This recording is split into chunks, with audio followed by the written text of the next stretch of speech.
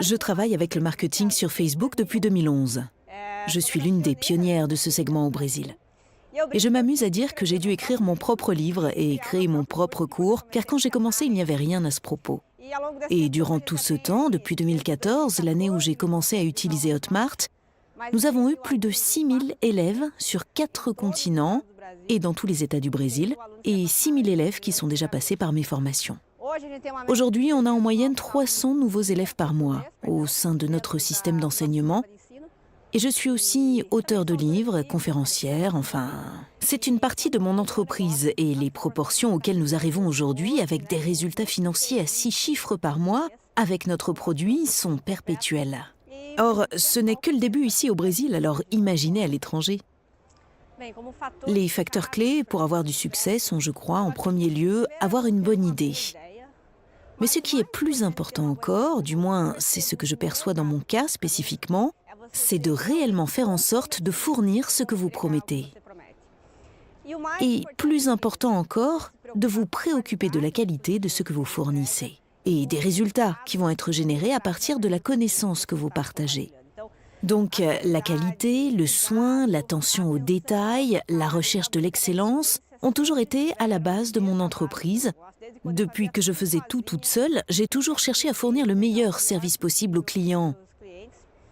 Et dans la mesure où l'entreprise grandit, vous allez avoir plus de gens, mais le plus important est de faire passer le concept à tous ceux qui travaillent avec vous. Alors même si dans certains segments, vous pouvez gagner plus d'argent ou pas, il est toujours important de penser à long terme, de penser à la marque que vous êtes en train de construire. Parce qu'au cours des années durant lesquelles j'ai travaillé sur le marché numérique, j'ai vu plein de gens apparaître et beaucoup disparaître par ce manque d'attention. Et je pense aussi que la mentalité est importante, tout comme trouver des gens qui vous inspirent.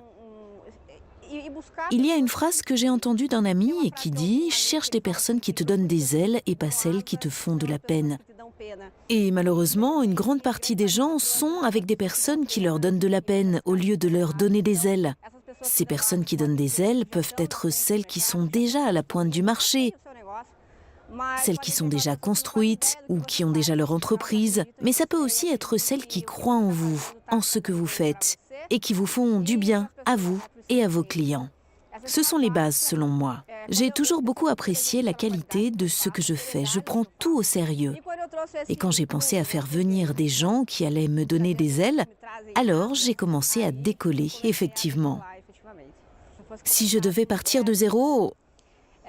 Question difficile, parce qu'une des erreurs que j'ai commises au début, qui me rend triste encore aujourd'hui, mais pour laquelle il n'y a rien à faire, c'est de ne pas avoir commencé avec la mentalité des affaires.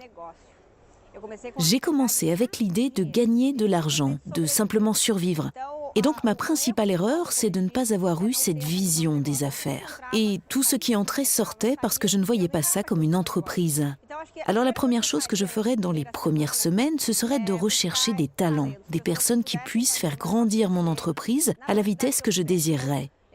En fait, théoriquement, j'ai perdu 2 années de mon entreprise en croyant que les gens étaient un problème. Et quand j'ai compris qu'en fait, ils étaient la solution, c'est alors que mon entreprise a commencé à grandir. Donc je pense que la première chose serait d'investir dans mon entreprise et d'avoir la mentalité pour réinvestir dans l'entreprise que je n'avais pas. En fait, tout ce qui entrait, je le dépensais pour moi.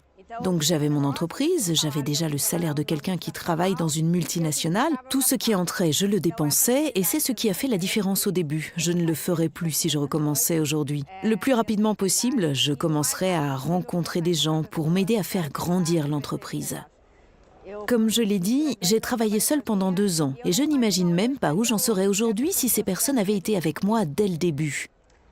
Hotmart fait partie de ma vie depuis 2014, quand j'ai fait mon premier lancement et que j'utilisais d'autres outils de paiement alors que je vendais déjà par Internet. Mais le grand plus de Hotmart, c'est justement cette communauté qu'elle a. Et ce qu'elle a de plus intéressant, je pense, c'est d'être centrée sur le marché des producteurs, les outils, les solutions qu'ils apportent pour des gens qui ont des besoins spécifiques. Donc j'ai déjà utilisé d'autres solutions, mais Hotmart a cette plateforme centrée sur nous, sur nos demandes. Et cette chouette communauté de personnes qui ont aussi le même objectif en partageant des idées, en échangeant de l'information et désireuses que tout le monde grandisse. Ce sont les points principaux que Hotmart ajoute à mon entreprise.